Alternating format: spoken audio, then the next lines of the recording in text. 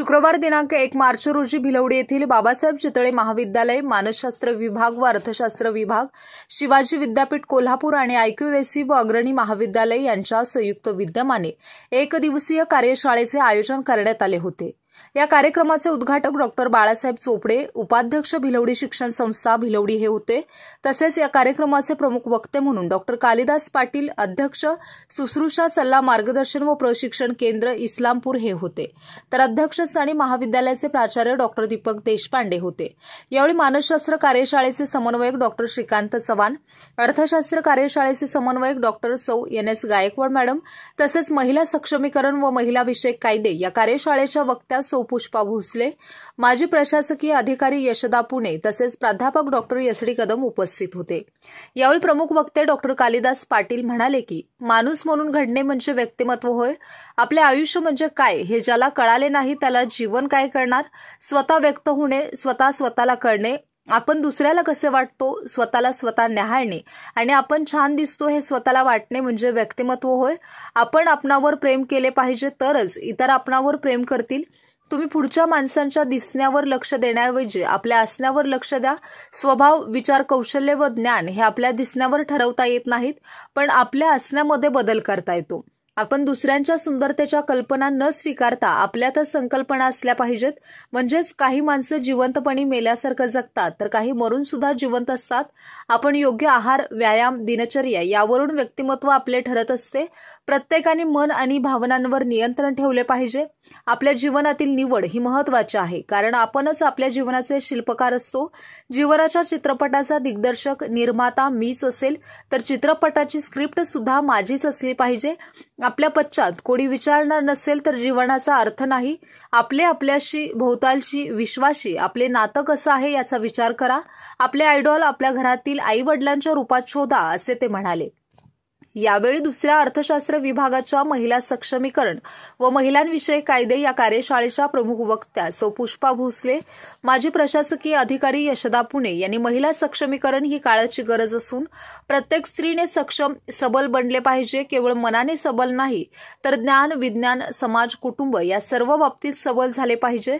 त्यांनी कंडक्टरचे उदाहरण दिले। एकदा एका माणसाला देव प्रसन्न होतो आणि तुला जे हवे माग असे सांगतो, त्यावेळी माझ्याकडे दररोज बक्कळ पैसा खेळावा व भोवती स्त्रियांचा वेढा असावा। तेव्हा देवाने तथास्तु म्हणून वर दिला व त्याला कंडक्टर केले। ज्या कंडक्टरकडे दररोज पैसा येतो आणि एसटी स्त्रियांचा गराड असतो, ज्याचा आनंद क्षणकाळ असतो। म्हणून आपण जे मागतो किंवा कमावतो ते कष्टाने मिळवा आणि ते दीर्घकाळ टिकणारे असावे, असे मत व्यक्त केले। यावेळी या कार्यक्रमाचे स्वागत व प्रास्ताविक डॉक्टर श्रीकांत चव्हाण यांनी केले। पाहुण्यांचा परिचय प्राध्यापक AN केंगारे यांनी करून दिला। सूत्रसंचालन डॉक्टर सुरेश शिंदे, कुमारी अवंतिका स्वामी व कुमारी हेमा सुपनेकर यांनी केले। आभार डॉक्टर सौ गायकवाड NS यांनी मानले। यावेळी कला, वाणिज्य आणि विज्ञान महाविद्यालय पलूस, मोहनराव पतंगराव पाटील महाविद्यालय Borgaon, doctor Patangrao Kadam Mahavidyalaya Burli, arts and commerce college Kadepur, Vilasrao Shinde Mahavidyalaya Ashta या महाविद्यालयातील विद्यार्थी, विद्यार्थिनी, प्राध्यापक बंधू भगिनी तसेच आपल्या महाविद्यालयातील प्राध्यापक, शिक्षकेतर कर्मचारी मोठ्या संख्येने उपस्थित होते। बाबा आपल्याला वाढवण्याचा ज्या वेळेला प्रयत्न करतात त्याच्या वेळेला त्याला घडवणार कोण असं क्वेश्चन मार्क असतं। म्हणून तर शाळा आणि कॉलेज असतं। ही माणसं आपलं आयुष्य घडवणारी असू शकतात आणि घरातली माणसं आपलं आयुष्य वाढवणारी असू शकतात। एक शिक्षण तज्ञ त्याने एका पुस्तकात लिहिलेली त्याच्या आयुष्यातली कथानक आहे, मी तेवढीच सांगतो की पुन्हा तुमच्याशी बोलायला खाली येईल। तो शिक्षण तज्ञ त्याच्या चरित्रांमध्ये लिहितो की मी ज्या वेळेला लहान होतो त्याच्या वेळेला माझं घर हे एका झोपडी वजा अशा कुटुंबांमध्ये होतं। माझं घर जे होतं तो सांगत होता की मी दिल्लीतल्या एका फुटपाथवरती वाढत होतो आणि माझ्या आईनं माझं घर झोपडी वजा असं बांधलं होतं। माझ्या घराच्या समोर असा फुटपाथ होता आणि त्या फुटपाथच्या बाजूला माझ्या आईनं घर छोटं होतं पण गुलाबाची अशी बाग लावली। खूप सारी गुलाबाची झाडं माझ्या घराच्या समोर रंगीबेरंगी अशी होती। टपोरे असे छान गुलाब लागायचे। सगळी माणसं असायची, ती बघत उभं राहायची आणि म्हणायची की अरे कोण असं इथं कुणाच एक झोपडी आहे, पण झोपडीतली जी काही माणसं आहेत ती गुलाबाच्या झाडांची खूप चांगली जोपासना करतायत। माणसांना खूप कौतुक वाटायचं। पण ही गुलाबाची झाडं बघण्यासाठी ज्यावेळेला माणसं उभं राहायची त्याच्या वेळेला जबाबदारी घरातल्या आईची पण वाढायची की ती झाडं छान यायला पाहिजे. एक दिवस असं झालं की माझी आई खूप आजारी पडली. माझी आई धुनी भांडी करायची, कुणाच्या शेजारी काम करायची, दिवसभर कष्ट करायची. जमेल त्या वेळेमध्ये ती गुलाबाची झाडं जपण्याचा तिला छंद होता. आई आजारी पडली पण काही केल्या दवाखान्यात जायला तयार नव्हती. मी 4वी-5वीच्या वर्गात असेल. मग आईला मी सांगायला लागलो की आई तू दवाखान्यात जा. आई म्हणायची मी दवाखान्यात गेलो ना बाळा तर ही गुलाबाची झाडं मरतील, तू अजून लहान आहे, तू शाळेत कधी जाणार आणि तुला ही गुलाबाची झाडं जपता कशी येणार, म्हणून मी दवाखान्यात जाऊन चालणार नाही. आई पुन्हा पुन्हा आजारी पडली. आईला मी पुन्हा पुन्हा सांगायला लागलो. एक दिवशी आईचा नाईलाज झाला. आईला मी म्हणालो की आई मी गुलाबाची झाडांची सगळी काळजी घेतो, तू काळजी करू नको, तू दवाखान्यात जा. आई तापानं फणफणली आणि दवाखान्यात गेली. आईला माहिती होतं की दवाखान्यात गेल्यानंतर ऍडमिट व्हावं लागणार आहे. ती ठरल्याप्रमाणे अर्धा दिवस दवाखान्यामध्ये ऍडमिट झाली आणि ऍडमिट झाल्यानंतर मी मात्र तो शिक्षण तज्ञ सांगत होता की दवाखान्यांमधून घरामध्ये रोज येत होतो. आई सारखं एकच गोष्ट विचारायची. आई म्हणायची नमस्कार, मी पुष्पा भोसले. चितळे महाविद्यालयामध्ये मला आज शालेय महाविद्यालयीन मुलींसाठी मार्गदर्शनासाठी इथं बोलवलेलं आहे. यापूर्वी या महाविद्यालयानं एक कार्यक्रम घेतला होता, तेव्हाही मला बोलवलं होतं. त्यावेळी मी प्रेम, लैंगिकता आणि तारुण्यातील आव्हानं या विषयावर मुलींना मार्गदर्शन केलं होतं. आणि आज मी या विषयावर मार्गदर्शन पुढचा टप्पा म्हणून मी महिला सक्षमीकरण आणि महिला विषयक कायदे या विषयावर मुलींना मार्गदर्शन केलेलं आहे. हे जे मार्गदर्शन केलं त्यामध्ये मुलींचा भरभरून मला प्रतिसाद मिळालेला आहे. मुलींनी सर्व कार्यक्रम शांतपणे ऐकला, जाणून घेतला, समजून घेतला. नक्कीच आज हे कायदेविषयक जे मार्गदर्शन मी केलेलं आहे त्यांचा पुढे जाऊन त्या मुलींना त्यांच्या आयुष्यात स्वतःच्या पायावर उभं राहण्यासाठी आणि स्वतः आयुष्यात जगण्यासाठी नक्कीच उपयोग होईल याची मला खात्री आहे. आज महिलांचे कोणकोणते विषय मी बोलले या विषयावर थोडक्यात तुम्हाला मी सांगते.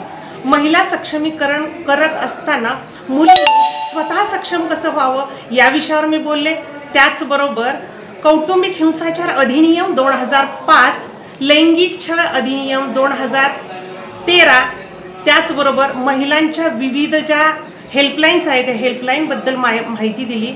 त्याचबरोबर मुलींनी स्वतः आत्मनिर्भर व्हावं आणि समाजामध्ये स्वतःला सिद्ध करावं यासाठी मी आज मुलींना मार्गदर्शन केलेलं आहे. नक्कीच या कार्यशाळेचा या मुलींना त्यांच्या भविष्यामध्ये आणि आयुष्य जगत असताना उपयोग होईल याची मला मनोमन खात्री वाटते. धन्यवाद.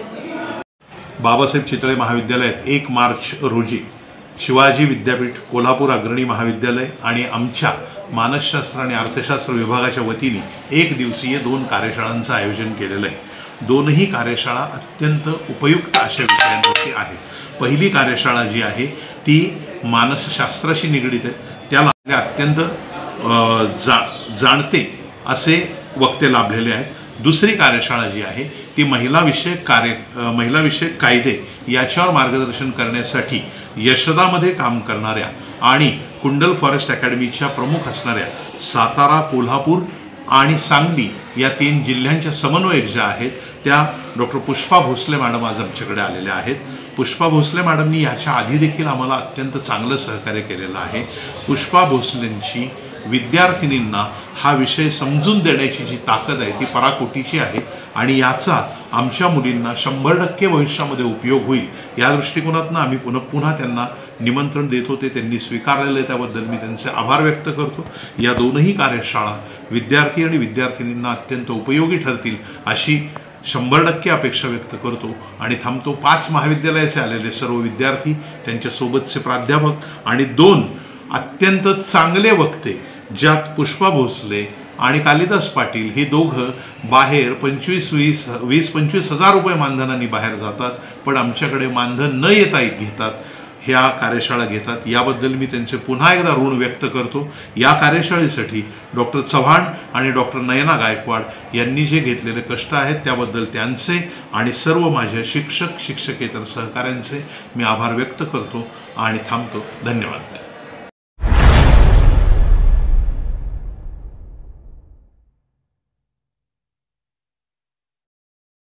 क्रांती सूर्य न्यूज, संपादक शशिकांत राजवंत. सबस्क्राईब करा.